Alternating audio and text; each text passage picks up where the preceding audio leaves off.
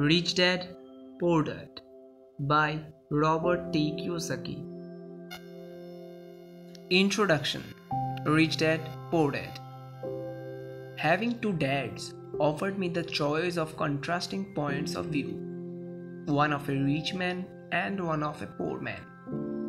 I had two fathers, a rich one and a poor one. One was highly educated and intelligent. He had a PhD and completed 4 years of undergraduate work in less than 2 years.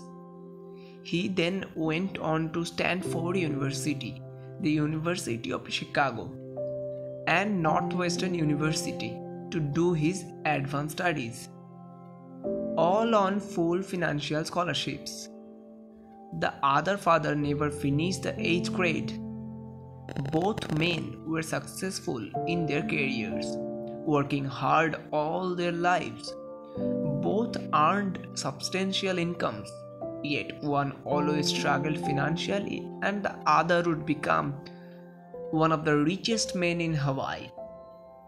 One died leaving tens of millions of dollars to his family, charities, and his church, and the other left bills to be paid. Both men were strong, charismatic, and influential.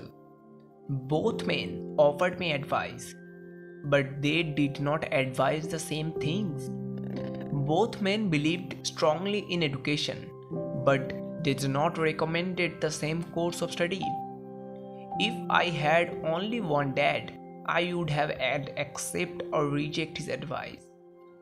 Having two dads offered me the choice of contrasting points of view, one of a rich man and one of a poor man. Instead of simply accepting or rejecting one or the other, I found myself thinking more, comparing, and then choosing for myself. The problem was that the rich man was not rich yet, and the poor man was not yet poor. Both were just starting out on their careers, and both were struggling with money and families. But they had very different point of view about money. For example, one dad would say the love of money is the root of all evil, and the other said the lack of money is the root of all evil. As a young boy, having two strong fathers both influencing me was difficult. I wanted to be a good son and listen, but the two fathers did not say the same things. The contrast in their points of views, particularly about money, was so extreme that I grew curious and intrigued. I began to start thinking for long periods of time about what each was saying. Much of my private time was spent reflecting and asking myself questions such as, why does he say that? Then asking the same question of the other dad's statement. It would have been much easier to simply say, yeah, he is right, I agree with that, or to simply reject the point of view by saying, the old man does not know what he is talking about. Instead, having two dads whom I loved forced me to think and ultimately choose a way of thinking for myself. As a process, choosing for myself turned out to be much more valuable in the long run than simply accepting or rejecting a single point of view. One of the reasons the rich get richer and the poor get poorer and the middle class struggles in debt is that the subject of money is taught at home, not in school. Most of us learn about money from our parents. So what can a poor parent tell their child about money? They simply say, stay in school, study hard. The child may graduate with an excellent grades, but with a poor person financial programming and mindset. Sadly, money is not taught in schools. Schools focus on scholastic and professional skills, but not on financial skills. This explains how smart bankers, doctors, and accountants who earned excellent grades may struggle financially all of their lives. Our staggering national debt is due in large part to highly educated politicians and government officials making financial decisions with little or no training in the subject of money.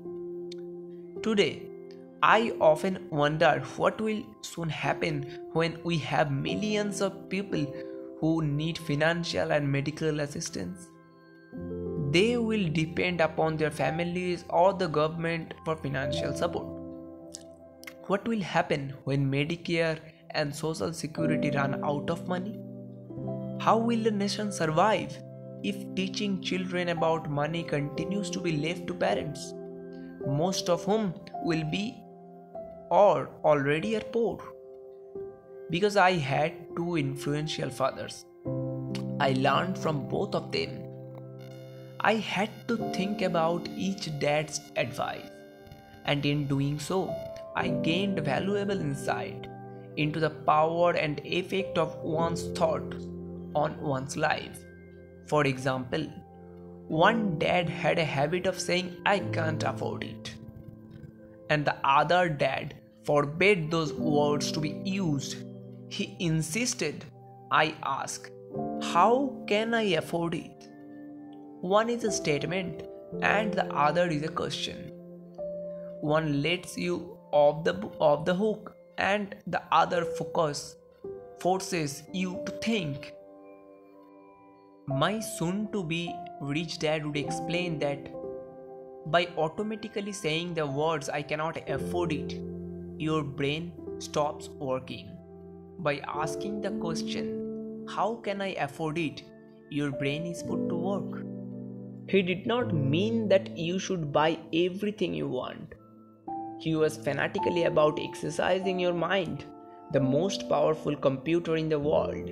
He would say, "My brain gets stronger every day because I exercise it. The stronger it gets, the more money I can make." He believed that automatically saying, "I cannot afford it," was a sign of mental laziness. Although both dads worked hard, I noticed that one dad had a habit of putting his brain to sleep when it comes to finances, and the other had a habit of exercising his brain. The long-term result was that one dad grew stronger financially and the other grew weaker. It is not much different from a person who goes to the gym to exercise on a regular basis versus someone who sits on the couch watching television. Proper physical exercise increases your chances for health, and proper mental exercise increases your chances for wealth. My two dads had opposing attitudes, and that affected the way they thought. One dad thought that the rich should pay more in taxes to take care of those less fortunate. The other said taxes punishes those who produce and rewarded those who don't produce. One dad recommended, "Study hard so you can find a good company to work for," and the other recommended, "Study hard so you can find a good company to buy." One dad said, "The reason I'm not rich is because I have you kids." The other said, "The reason I must be rich is because I have you kids." One encouraged talking about money and business at the dinner table, while the other forbade the subject of money to be discussed over meal. One said, "When it comes to money, play it safe, don't take a risk," and the other said, "Learn to manage risk." One believed our home is the largest investment and our greatest asset, and the other believed my house is a liability. If your house is the largest investment, you are in trouble. Both dads paid their bills on time, yet one paid bills first while the other paid his bills last. One dad believed in a company or the government taking care of you and your needs. He always concerned about pay raises, retirement plans, medical benefits, sick leave, vacation days, and other perks. He was impressed with two of his uncles who joined the military and earned a retirement and entitlement package for life. After 20 years of active service, he loved the idea of medical benefits, PX privileges, and military provided its retires. He also loved the tenure system available through the university. The idea of the job protection for life and job benefits seemed more important at the times than the job. He would often say, I have worked hard for the government and I am entitled to those benefits. The other believed in total financial self-reliance. He spoke out against entitlement of mentality, how it created weak and financial needy people. He was empathetic about being financial competent. One dad struggled to save a few dollars and the other created investments. One dad taught me how to write an impressive resume so I could find a good job. And the other taught me how to write a strong business and financial plans so I could create jobs. Being a product of two strong dads allowed me the luxury of observing the effects different thoughts have on one's life. I noticed that people really do shape their lives through their thoughts. For example, my poor dad always said I will never be rich, and that prophecy became reality. My rich dad, on the other hand, always referred himself as rich. He would say things like, I am a rich man and rich people don't do this. Even when he was flat broke after a major financial setback, he continued to refer to himself as a rich man. He would cover himself by saying this is the difference between being poor and being broke. Broke is temporary, poor is eternal. My poor dad would say, I am not interested in money, or money does not matter. My rich dad said, money is power. The power of thoughts may never be measured or appreciated, but it became obvious to me as a young boy that it was important to be aware of my thoughts and how I expressed myself. I noticed that my poor dad was poor not because of the amount of money he earned, which was significant, but because of his thoughts and actions. As a young boy having two fathers, I became acutely aware of being careful about which thoughts I choose to adopt as my own. Should I listen to my rich dad or to my poor dad? Although both men had tremendous respect for education and learning, they disagreed about what they thought was important to learn. One wanted me to study hard, earn a degree, and get a good job to earn money. He wanted me to study to become a professional, an attorney or an accountant, and to go to a business school for my MBA. The other encouraged me to study to be rich and to understand how money works and to learn how to have it work for me. I don't work for money were words he would repeat over and over. I don't work for money, money works for me. At the age of 9, I decided to listen to and learn from rich dad about money. In doing so, I chose to listen on my poor dad, even though he was the one with all college degrees. A lesson from Robert Frost. Robert Frost is my favorite poet, although I love many of his poems. My favorite is The Road Not Taken. I use it lessons almost daily. The road not taken. Two roads diverged in a yellow wood, and sorry I could not travel both. And be one traveler long I stood, and looked down one as far as I could. To where it bent in the undergrowth, then took the other as just as fair. and having perhaps a better claim because it was grassy and wanted wear. Though as for that, the passing there had on them really about the same, and both that morning equally lay in leaves no step had trodden black. Oh, I kept the fast day for another. Yet knowing how way leads on to way, I doubted if I should ever come back.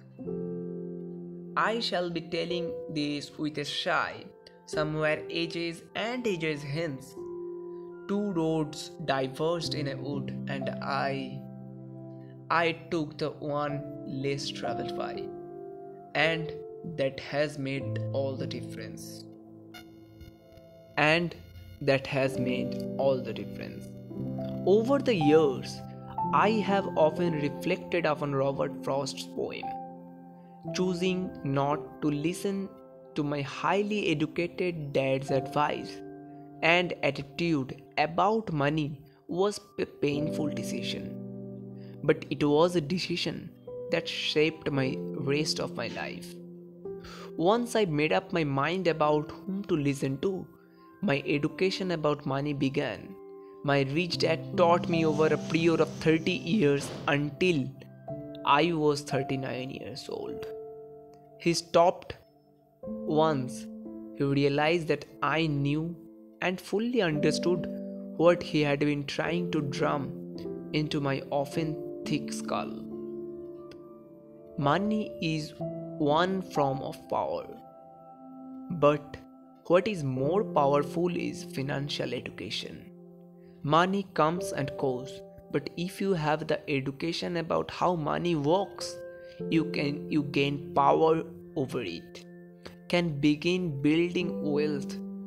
The reason positive thinking alone does not work in because most people went to school and never learned how money works.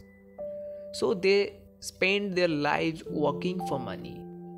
Because I was only 9 years old when I started, the lessons my rich dad taught me were simple. And when it was all said and done, there was only 6 main lessons repeated over 30 years. This book is about those 6 lessons, put as simply as possible. Just as simply as my rich dad put forth those lessons to me. The lessons are meant not to be answers, but guideposts that will assist you and your children to grow wealthier no matter what happens in the world of increasing change and uncertainty.